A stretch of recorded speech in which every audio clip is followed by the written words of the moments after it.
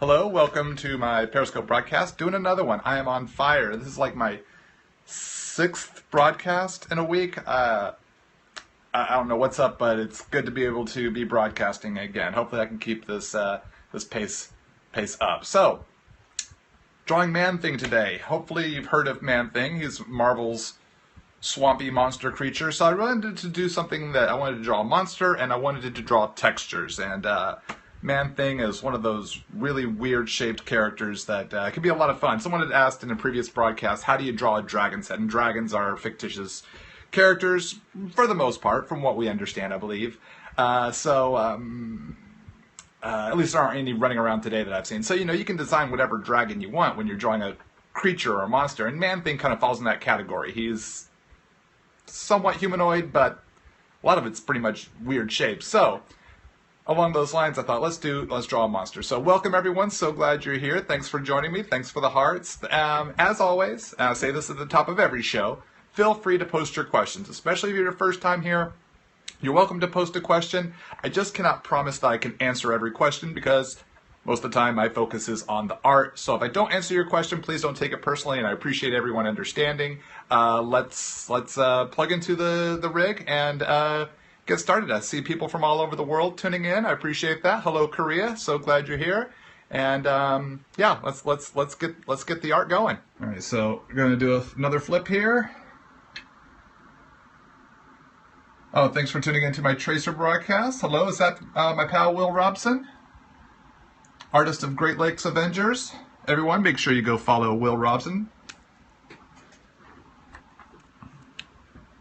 Alright, so I'm using a little bit larger of a post-it note here. This is a 3x4. I have a whole extra inch to work with here, art-wise. So I do have some different sized post-its other than the square 3x3, though a vast majority of them are the 3x3. I thought because Man Thing has these long face tendrils, I needed more space to work with.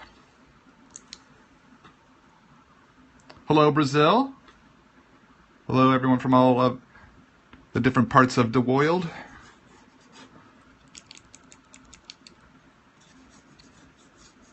Don't know if y'all ever saw that. There's like this old Saturday Night Live sketch from the 1980s when Tony Danza was hosting.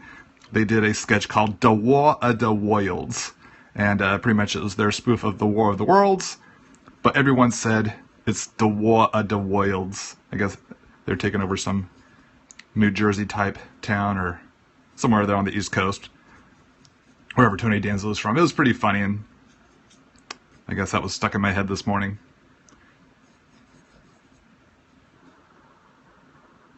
Israel, hello Israel. So there's a basic shape to the human starts with the head, but then his face goes really weird, really fast. You got these big red eyes, and then these long tendrils, this like long snout-like tendril, and then these tendrils that come down off of his brow. This is the .03 lead. I use a .03 lead. It's very thin. It can break very easily. But I love that it gives me teeny tiny details. And then he's got this big, huge hunchback. He has heavy shadows through this part of his face.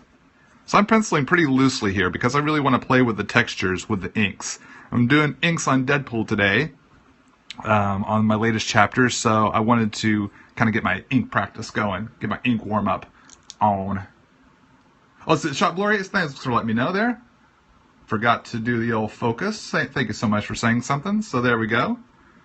So as you can see here, I'll just kind of do a recap. General head, the brow, the eyes, the long snout, the brow tendrils, then the hunchback coming up over here. And then he's just like, he's got all these roots and grass and... Am I out of lead? No, there's the lead. Grassy bits and mulchy bits.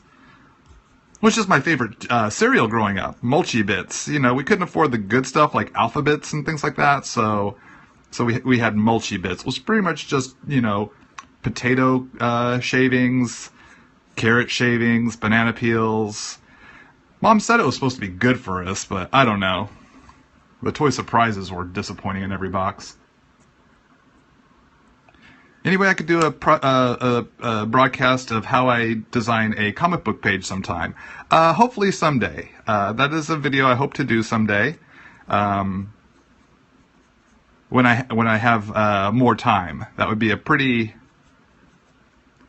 bit more labor intensive, so that's something I have to prep and plan for. But there is a possibility of it. A video I've been meaning to do, at least for my YouTube channel, for some time now.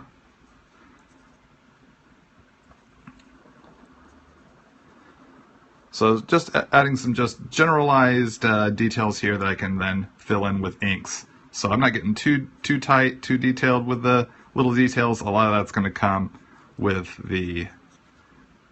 in the inking stage. So it's probably one of my more loose pencil renderings here before going to inks, because he's a monster and you can make up a lot.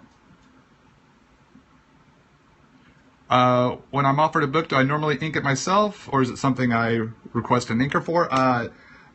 Since for the past 6+ years, I've been doing my own inks, and I really enjoy it. So yeah, when I'm offered a book, I tend to take on the inks because it's a fun part of the process. I'm going to zoom in here a little more.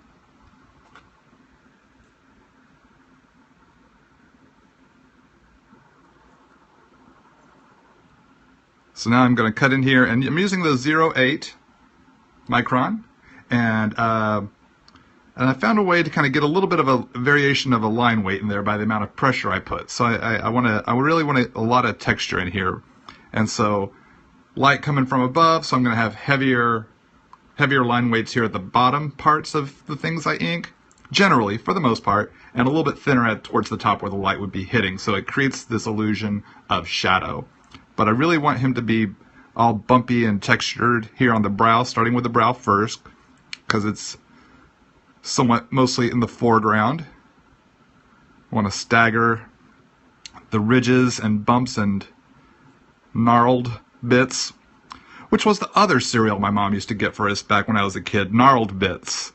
It was, you know, steak gristle and bits of old shoe leather, like or the rubber from sports shoes and stuff. Again, not a very tasty cereal, and the toy surprises were disappointing as well. Mulchy bits and gnarled bits. Pretty much, if it had bits in the word that in the title, that was the cereal we got. The only name brand we got was Kibbles and Bits, but that was pet food, so. Thank you. Yes, I'm a little punchy today. I am a little punchy.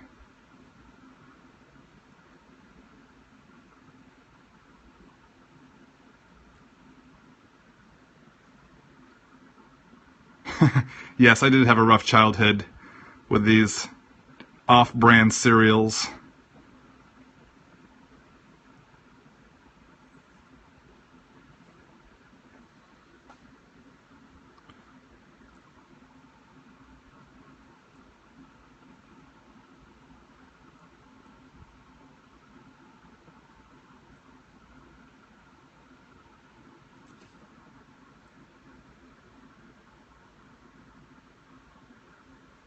Let's see. It seems like I would like The Great Outdoors with John Candy and Dan Aykroyd. I used to watch that movie all the time back when I was a kid.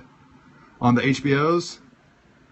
Oh my gosh. Who knows how many times I saw that movie.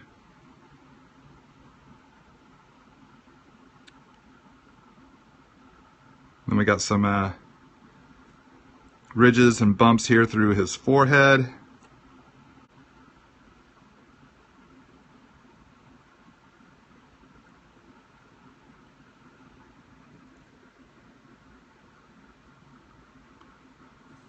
When you add warm gray to flesh, it looks weird. Any tips to fix that? Yeah, check out my Black Bolt video on my YouTube channel. I did a grayscale illustration of Black Bolt, and I kind of talked through my grayscale process. Essentially, what you want to do is, if it's a Caucasian person, use the lighter warm grays, like warms 0 through 3. At the darkest. If it's a darker skinned person, then you want to start using darker darker shades of warm gray from there. But watch my black bolt video. You're probably gonna get a lot better information than on here, and you can also see my process as I work.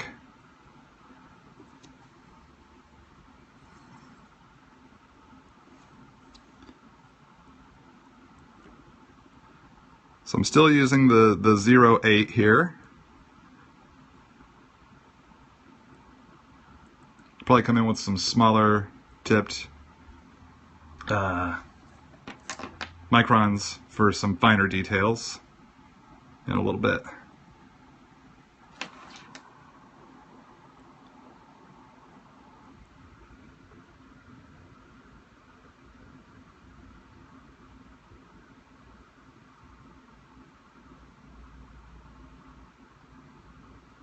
What am I drawing? This is a character called Man-Thing. This is a Marvel character that was created in the 70s, I believe. I wasn't reading comics yet as a kid.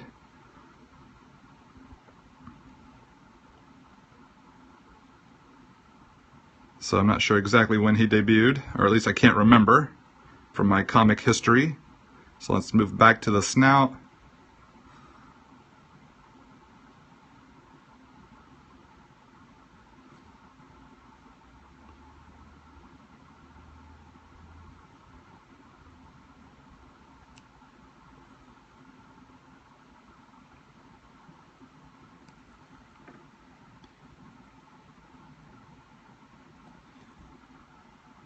Start working in one of these eyes here.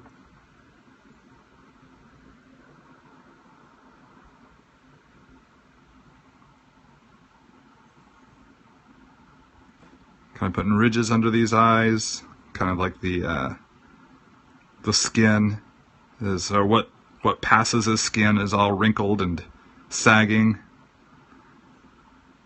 Getting darker and darker into the dark shadows, which will be filled in momentarily, to create a gradation from the light that would be hitting in this part and then heading down towards the dark. So you get less and less of the lines there.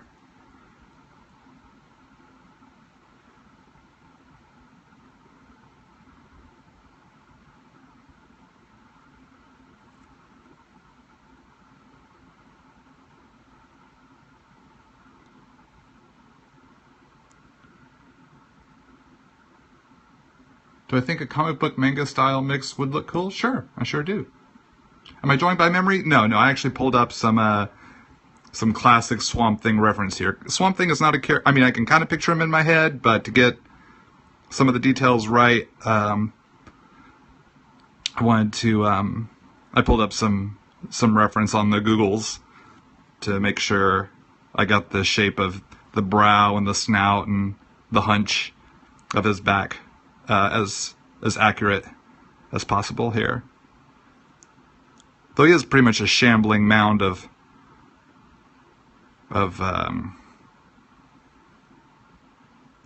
grass and roots, so it's not too intensive of a detail. I could probably have drawn him from memory, but if I have the technology to double check the reference, might as well give it a go. So as you can see here on my iPad, got a classic Marvel Comics handbook shot of Man-Thing pulled up and available for me to double check my work.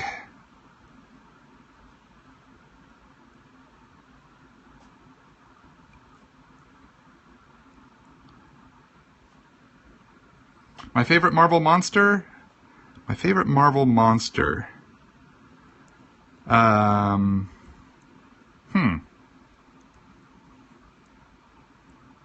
know, I consider him a monster because he considers himself a monster, so I'm going to say this. Some people might disagree, and people are welcome to disagree.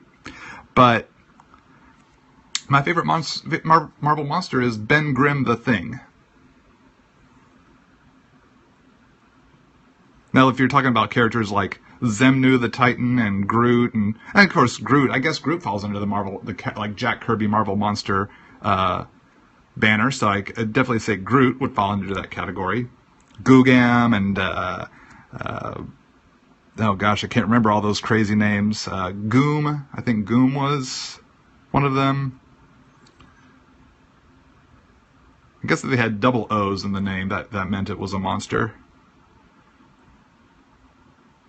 Or a weird collection of vowels.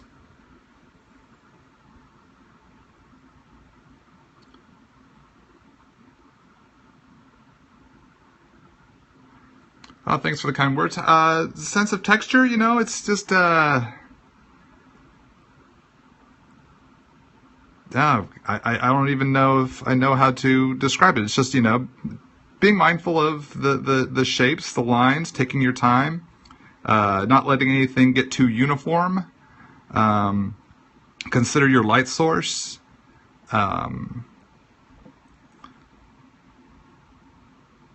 And look at real life, you know, study whatever thing it is, whether it's rocks or trees.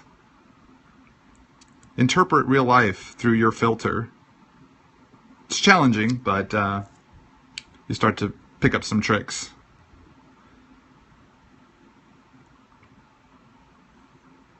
I'm also keeping in mind the humanoid shape that's underneath, which I just very loosely roughed in.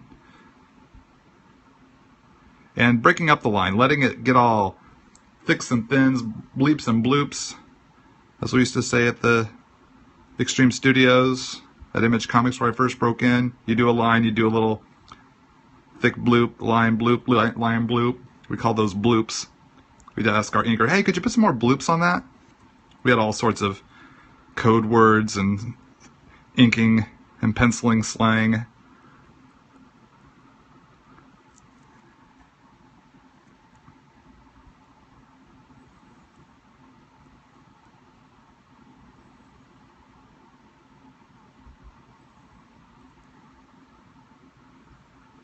Oh, thank you. I'm glad you like my answer there.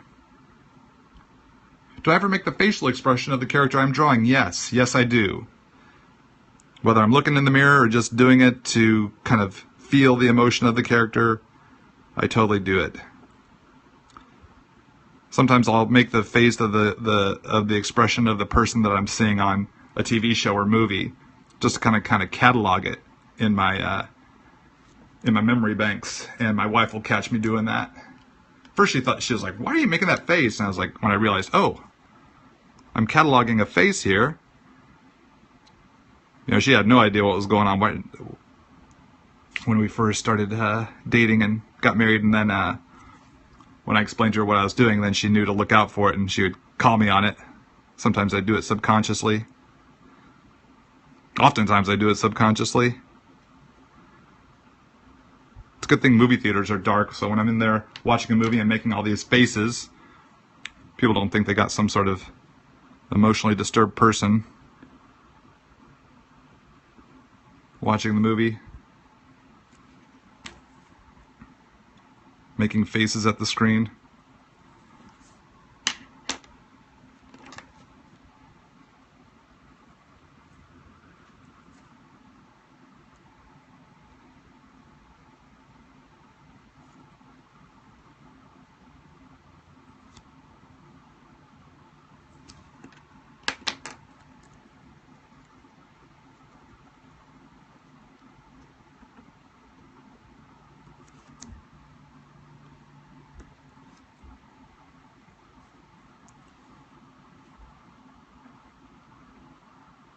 So I'm doing a little switching between the 08 and the 01, and back to the 08 now. Do I have any references? I'm not sure if I understand your question there. Can you call me Grandpa Todd? Depends on how old you are. Actually, I only let very few people call me Grandpa. Right now that number is 0. I think I'm too young to be a grandfather.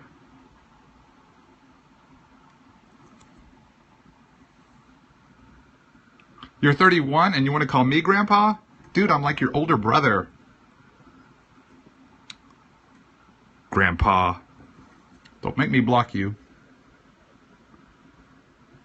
Hey, Will, do I like Todd McFarlane art? Oh, dude, I flipped over Todd McFarlane art. His Spider-Man comics were some of my favorites as a youngster.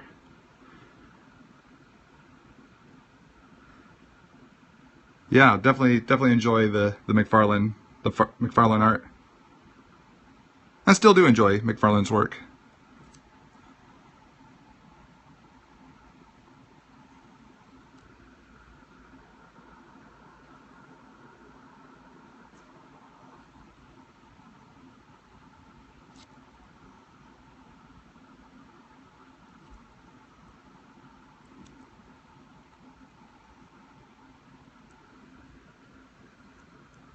Thank you for the kind words. Thank you very much.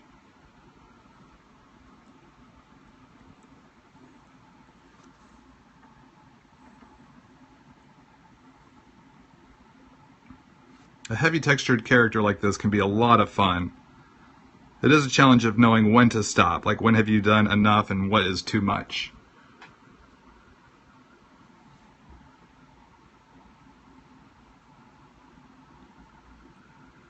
What's lined up after Deadpool? Right now I'm still in the thick of it with Deadpool. I still have a ways to go, so nothing's lined up currently because I'm still got a lot of responsibilities to Deadpool right now. So I'll probably know better what I'll be doing next later on. Right now I gotta give Deadpool all my attention.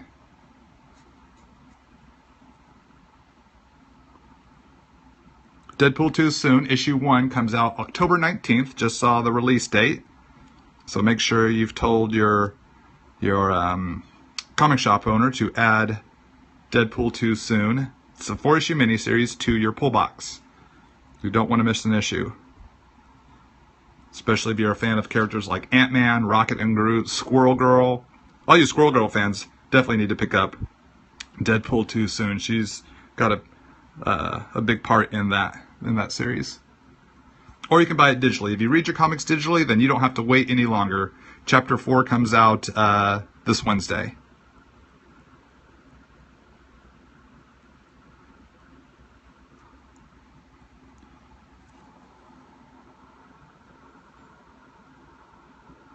Are there any specific characters I plan on drawing soon? No. I mean, usually it's whichever...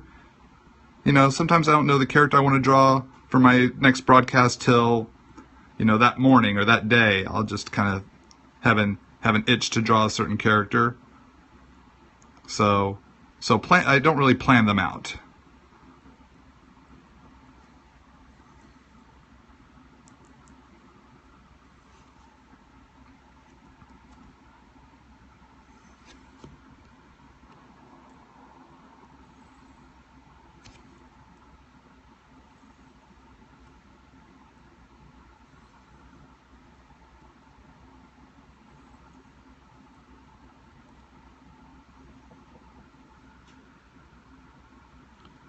Man-Thing or Swamp-Thing, who's the best? I don't know. I don't know if I can quantify one being better than the other. Nice thing is that they do have some differences to them, so whatever knows fear burns at the touch of Man-Thing. So he's got that whole burning thing going on. Where he's kind of like a force of nature, where Swamp Thing is more of a defender of the swamp, don't bring your evil here, sort of kind of guy. So you get two different flavors, two different experiences. So I like them each for their own merits.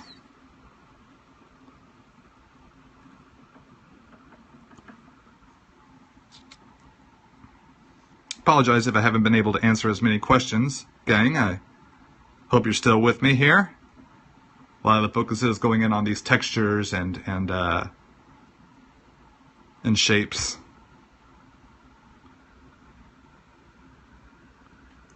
Who are my top 5 Spider-Man? Spider-Man, Spider-Ham,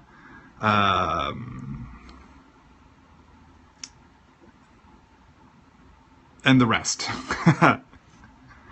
I don't know, Ben Reilly, And then the other two. I don't know. I don't really guess I haven't really listed out my top faves. But definitely Spider-Man and Spider-Ham are right up there.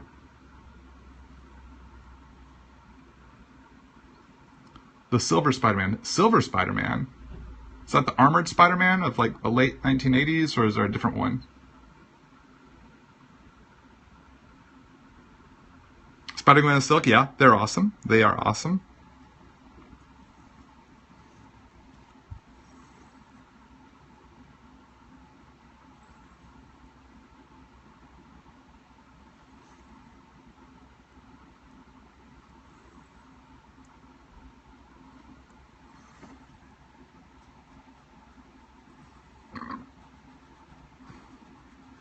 Put these darker face shadows, what passes for a face for Man-Thing, I should say, through here. Then it fades back out into his chest, like shape.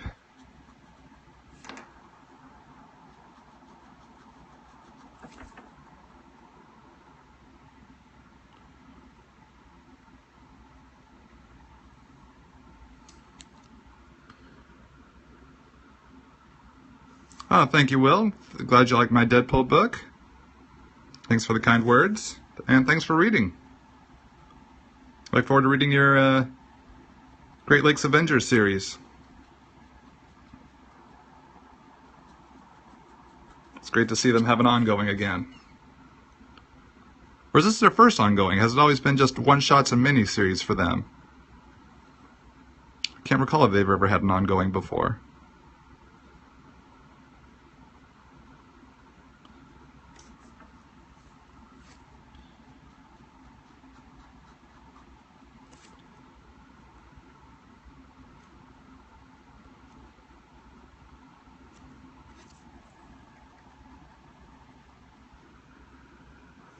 Oh, it's their first and probably last? Well, hopefully it does well. With books like Squirrel Girl and Howard the Duck being popular now, I think there's a better audience for the Great Lakes Avengers, more so than there ever has been in the past. It's just getting everyone who isn't familiar with them up to speed. I'm sure y'all will do great with it. The art looks cool from what I've seen, in the solicitations and stuff, so keep at that.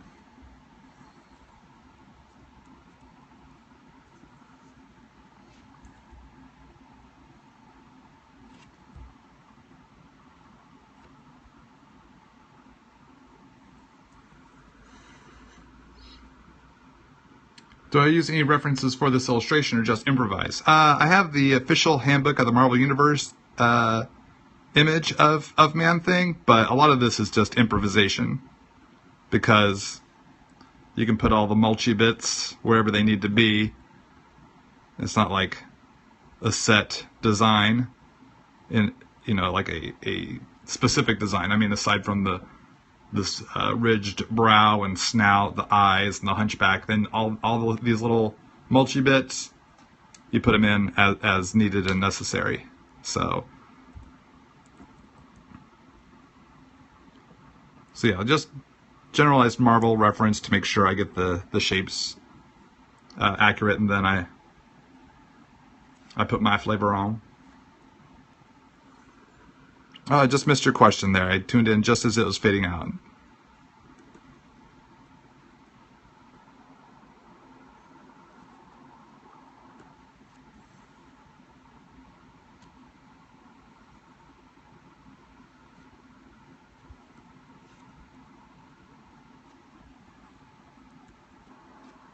So come back to the 0-1 here.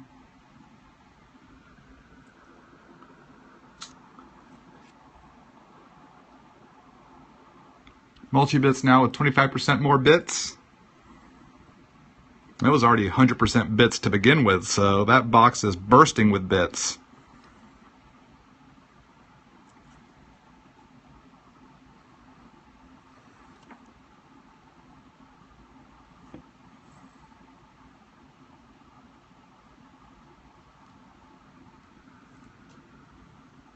Do I like Darkseid or Thanos more? I don't like one more than the other necessarily.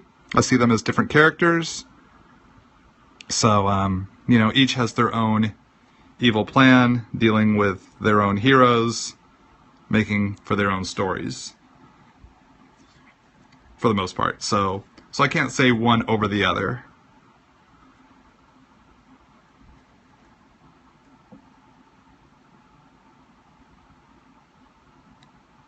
But I do like that Darkseid has Omega beams. I will concede that to Darkseid. I do like eye lasers.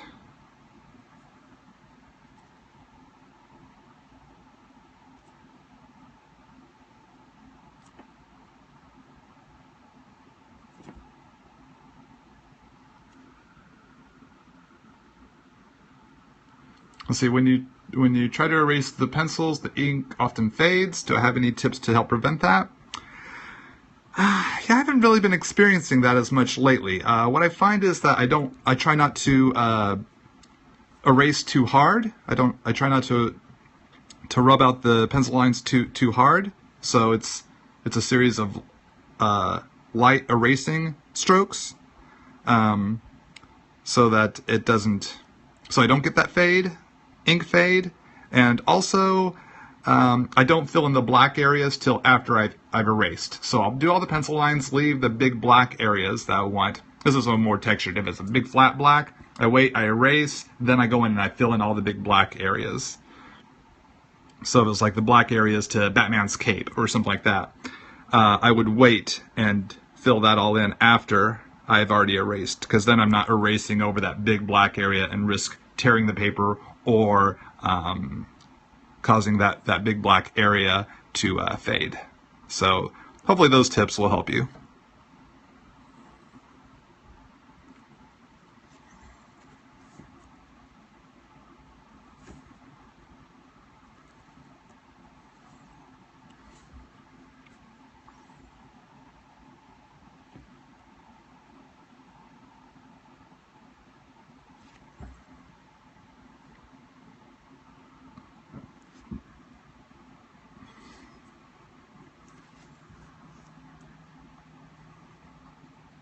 Let's create a little dark texture back here in the background to make the hunch of his back stand out more.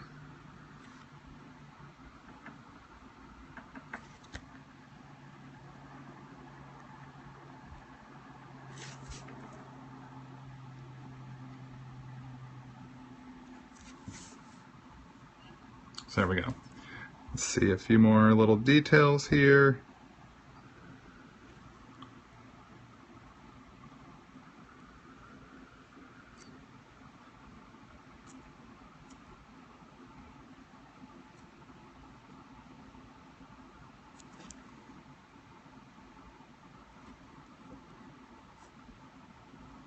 Dropping some heavier shadows in on this side under the roots and stuff to give it a little more dimension on the page.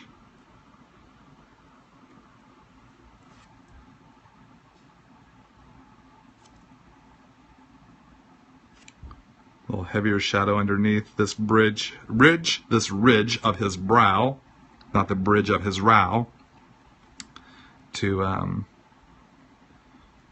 create a little more depth.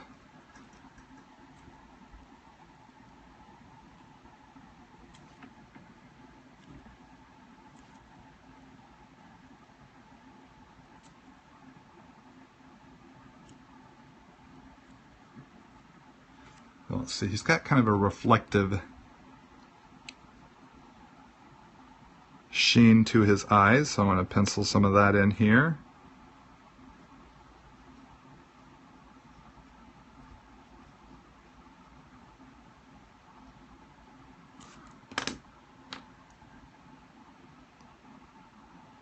And then just come in here and let the pen kind of dance along those lines to create some textured out shadows and reflections in his eye.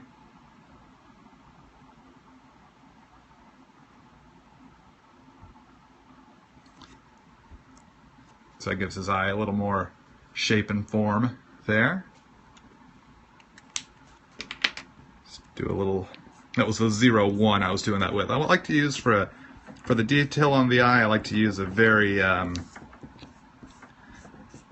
use a thinner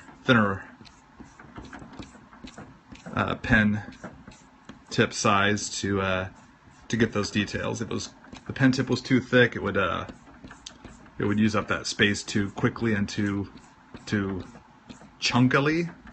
Is that the right adverb there? All right. So let's go ahead and throw some color on here. Just kind of do a little color experiment.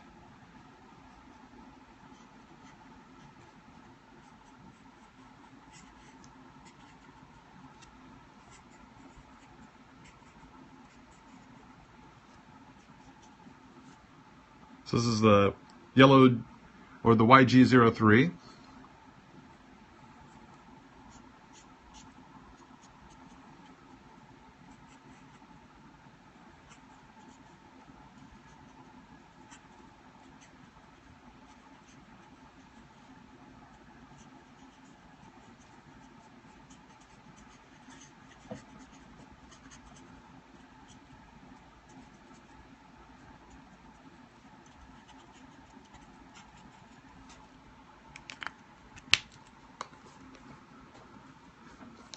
Coming in with some E84 here. This is a bit more of a brownish shade for his brow.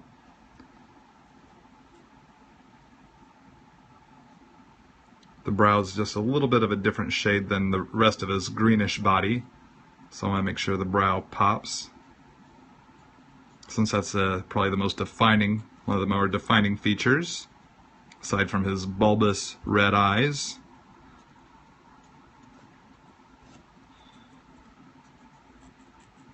As you can see here, since I said the light was coming from this way, I'm using the color as kind of a shadow element, so leaving much of the color, I say white, quote unquote white, the green of the paper as kind of where the light is hitting, and so it's kind of creating kind of a heavy light hitting.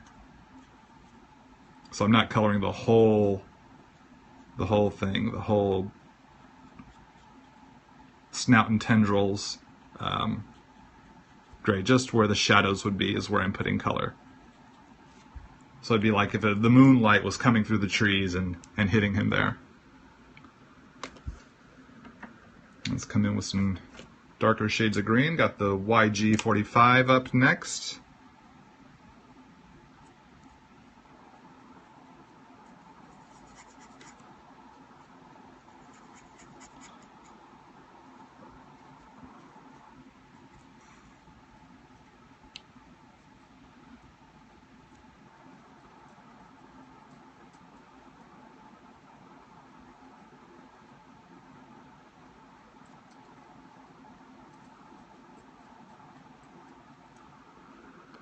Have I ever tried Pro Markers? No, I haven't.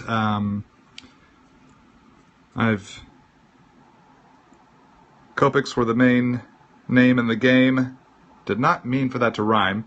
When I started getting into the marker scene back in 2009, I guess it was, and so I'm heavily invested in my Copic collection. So haven't felt the need to explore other brands of markers since I'm already well invested into my Copic collection, and Copics work really great for me. So it's great that there are other brands out there for y'all to choose from. Going back to this E84 to color some of the roots here on the side, some of the little bumps. And again, the mulchy bits. There's a root right there.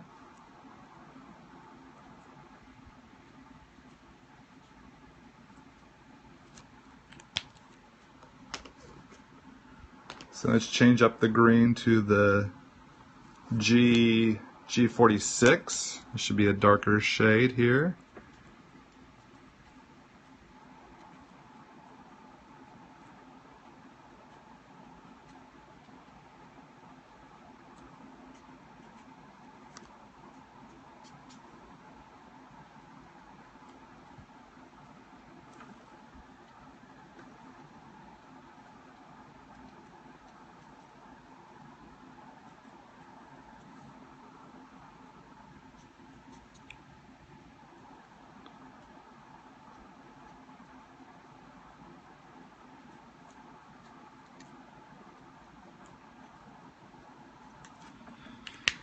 Let's come in with some warm grays here. Let's do a warm 4.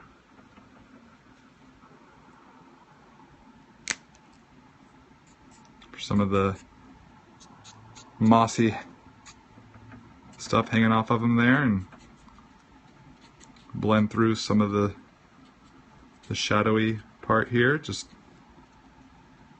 texturing things out a bit. Pulling some gray through the face tendrils. Always keeping in mind the light coming down from this angle here. And for the most part, keeping that consistent with the shadows on his face. What are my thoughts on action words and sound effects in comics? I don't know if I mean, they're kind of I'm not sure if I understand what you mean. Like, what are your thoughts on them? I guess I should ask. What is it that you think, and that might help me understand what you're asking me. Sorry if I think you were at my Tracer Periscope or Tracer broadcast on Facebook yesterday and asked that question. If so, welcome back. Glad you're here, and hopefully I can answer your question there.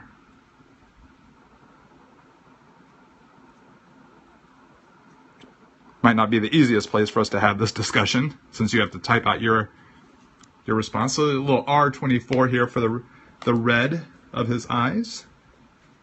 Coming in with some R56. Do I like Ethan Castillo? Of course I like Ethan Castillo. I've known Ethan for a few years now. He's a great young man, and a great artist as well. I look forward to seeing how his skills develop. Do I think I missed your response there? I'm so sorry, it faded out. Do I think they're overused? That's kind of a broad question. I mean, it depends on the comic. It depends on who's using them. So, I mean, sometimes the answer could be yes. Maybe sometimes the answer could be no. Is there a certain time to use them? I think when a sound effect is needed, you know, that like a pow or a bang or a kaboom is the best time to use them, I think. Thanks for the kind words, gang. Let's see. Let's get my watercolor pencil. Let's add some highlights here.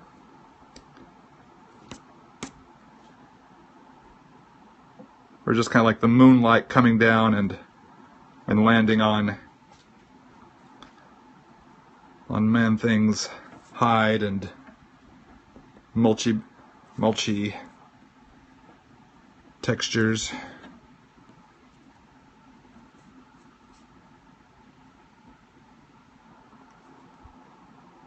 Maybe a lit down here in this eye. Oops, sorry, did not mean to bump the camera rig. Sorry for the shake there, gang.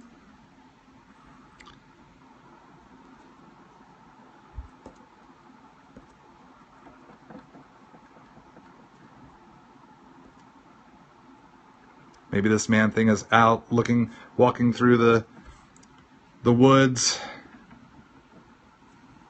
sensing someone's doing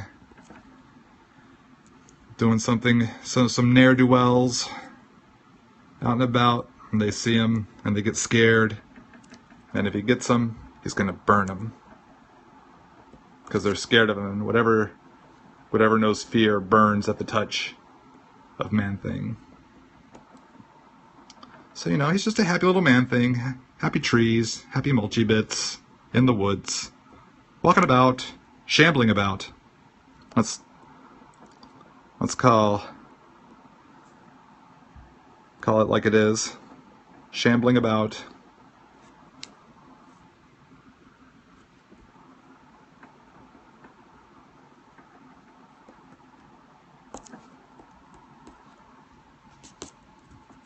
Kind of smudge some of that there. So we got some moonlight falling on him there, and then let's put a highlight, big highlight. Coke or Pepsi? Actually, neither. I'm not a big cola fan, so really I rarely drink Coke or Pepsi. I'm from Texas, so it's Dr. Pepper all the way for me, if I do choose to drink soda. So there, now his eyes are really...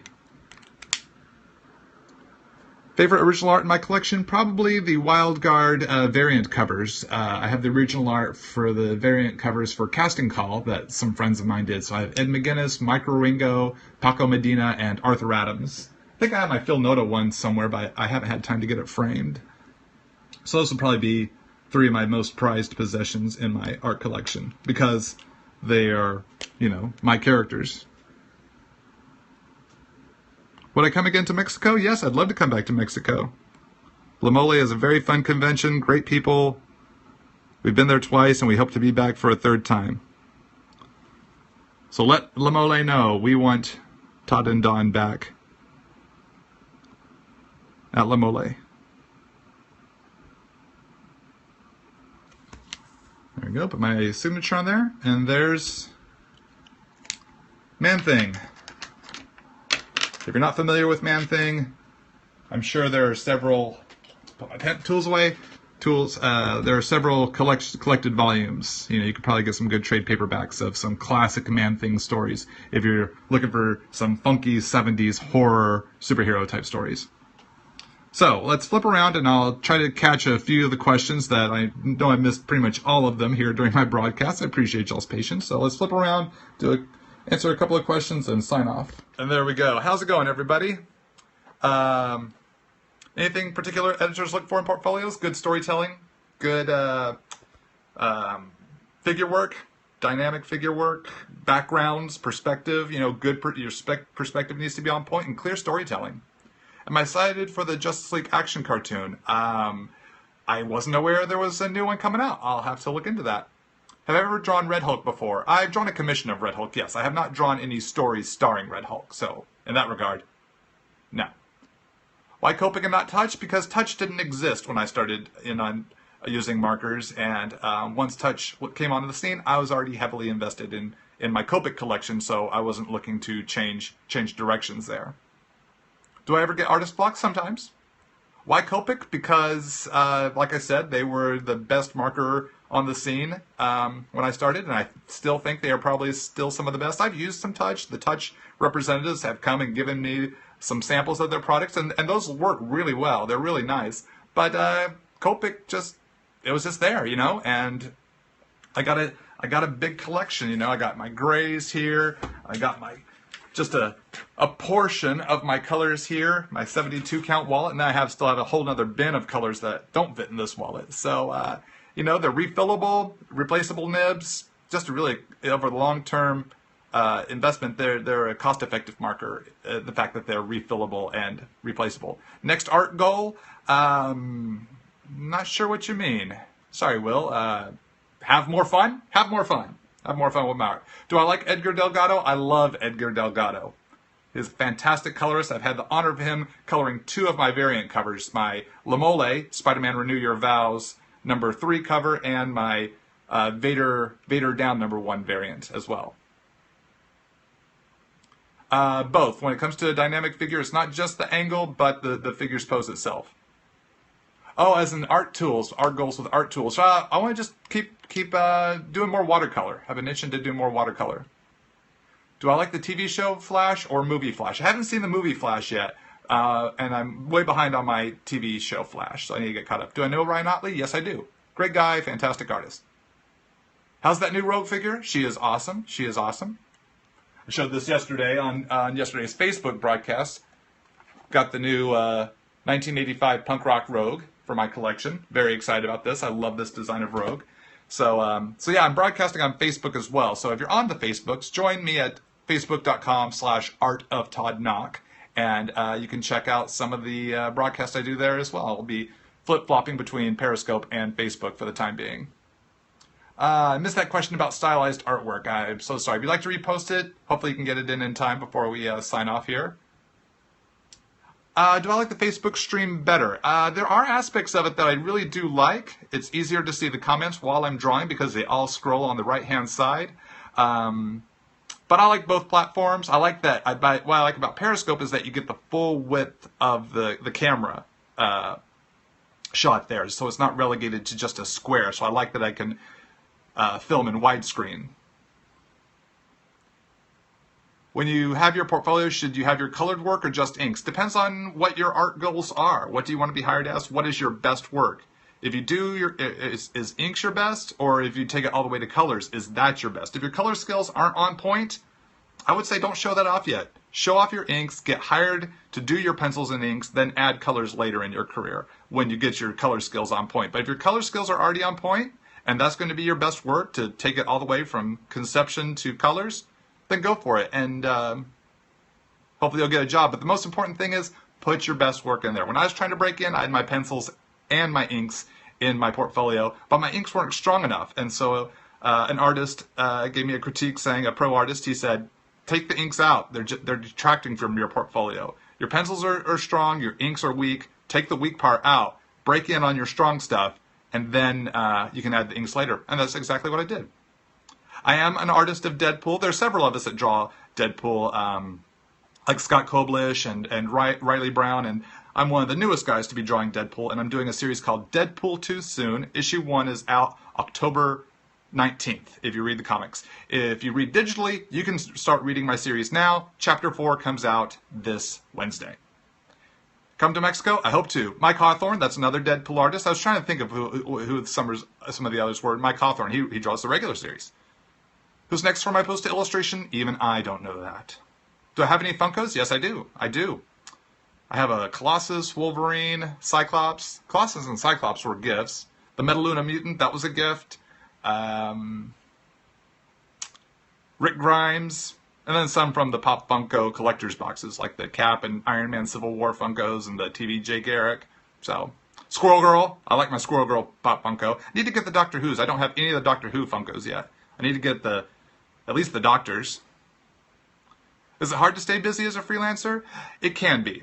You have to be very mindful of your time and your resources because sometimes you are working nonstop. Sometimes you have a little bit of a break in between gigs. So you really have to be, a lot of self-discipline comes in there on not just the work you do, but how you use your resources. What did I think of the Deadpool movie? Have not had a chance to see it. That's how busy I've been. Which character is my favorite to draw? Superheroes. Just superheroes in general, but some of my all-time favorites are X-Men. Huge X-Men fan. As you can see here from my Art Adams 1989 Mutants poster. Love that era of X-Men. So gang, I want to say thanks so much for tuning in. Probably should sign off here. I got to get to work on inking my latest Deadpool chapter. So I want to say thanks for tuning in. Hopefully I'll be back soon. And feel free to follow me on my social networks, Twitter, Instagram, @Todd Nauck, Tumblr, Art of Todd Nauck Facebook page, where I'm now doing broadcasts, so you can see more broadcasts there. Got 2 up there already. You can go back and watch. And, of course, my YouTube channel. Be sure to subscribe, where you can rewatch any of these broadcasts at your leisure. Thanks so much, and I hope you all have a great day, and hopefully I'll see you all again soon. All the best.